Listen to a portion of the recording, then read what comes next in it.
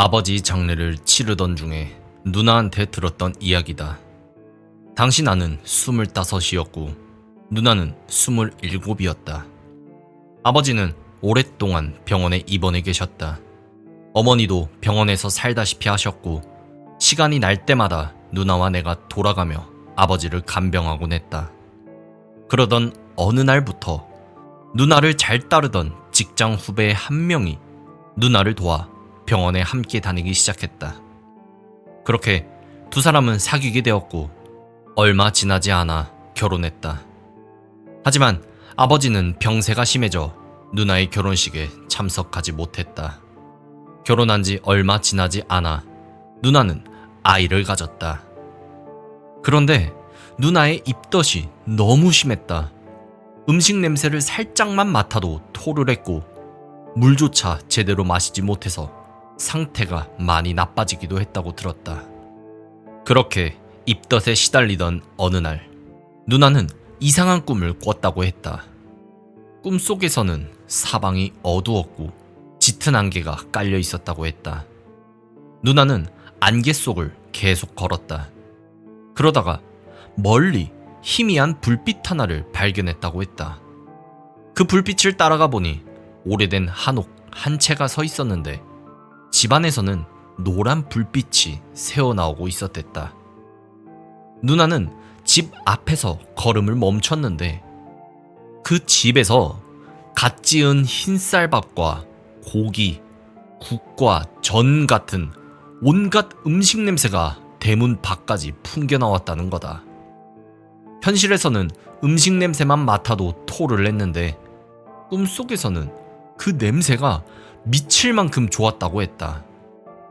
며칠 동안 제대로 먹지 못해서인지 참을 수 없을 정도로 배가 고파져서 누나는 음식 냄새를 따라 대문을 열고 안으로 들어갔다. 대문 안에는 넓은 마당이 있었다. 마당 한가운데 커다란 상이 놓여 있었고 그 위에는 잔치상처럼 음식이 거하게 차려져 있었다고 했다. 생선과 고기, 떡과 과일을 비롯해 처음 보는 음식까지 상 위에 가득 있었댔다. 그때 주방 쪽에서 사람들이 하나둘 걸어 나왔다.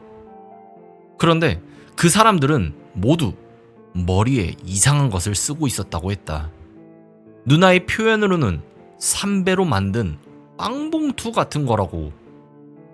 거친 삼배자루로 머리 전체를 덮고 있어서 얼굴은 전혀 보이지 않았댔다. 그 사람들은 양손에 음식을 들고 나와 상 위에 올려놓는데 누나가 마당으로 들어왔는데도 쳐다도 보지 않았다. 아예 누나가 있다는 사실을 모르는 것처럼 음식만 나르고 있었다는 거다. 누나는 왜 그랬는지 모르겠지만 그대로 상 앞에 앉았다고 했다. 이 집이 누구의 집인지 묻지도 않았고 음식을 먹어도 되는지 허락을 구하지도 않았다. 그냥 손을 뻗어 음식을 먹기 시작했는데 음식이 진짜 너무 맛있었다고 했다. 무슨 음식을 먹었는지 지금은 기억나지 않지만 거기 있던 모든 음식들이 태어나서 먹어본 음식들 중에서 가장 맛있었다고 했다. 누나는 정신없이 음식을 먹었다. 먹어도 배가 부르지 않아서 계속 손을 뻗었다는 거다. 그러다가 문득 정신이 들었다. 남의 집에 마음대로 들어와서 내가 지금 뭘 하고 있는 거지? 누나는 먹던 것을 멈추고 주변을 둘러봤다. 그런데 삼배자루를 뒤집어 쓴 사람들이 모두 동작을 멈추고 누나를 쳐다보고 있었다고 했다. 음식을 들고 있던 사람도 상 앞에 서 있던 사람도 그 모습 그대로 멈춰 있었다. 그리고 모두 누나를 바라보고 있었다는 거다. 얼굴도 눈도 보이지 않았지만 자신을 쳐다보고 있다는 건 분명히 느껴졌다고 했다. 누나는 자리에서 천천히 일어났다. 죄송합니다. 제가 임신 중인데 입덧이 너무 심해서 며칠 동안 아무것도 못 먹었는데 음식 냄새가 너무 좋아서 저도 모르게. 누나는 계속 사과하며 뒷걸음질을 쳤다. 그러다가 무언가에 부딪혔는데 뒤를 돌아보니 검은 옷을 입은 남자가 서 있었다는 거다. 키가 아주 큰 남자였다. 머리에는 검은 삿갓처럼 생긴 것을 쓰고 있었고 얼굴은 어두워서 제대로 보이지 않았는데 그 남자의 두 눈만은 시뻘겋게 보였다는 거다. 무엇인지 설명하기 힘든 공포감에 다리가 풀렸고 그 자리에서 주저앉게 됐다. 그 남자는 아무 말 없이 누나를 내려다보고 있었다.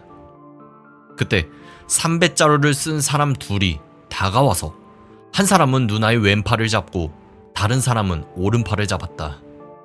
그 사람들의 힘이 어찌나 셌는지 누나가 몸부림을 쳐도 소용없었다.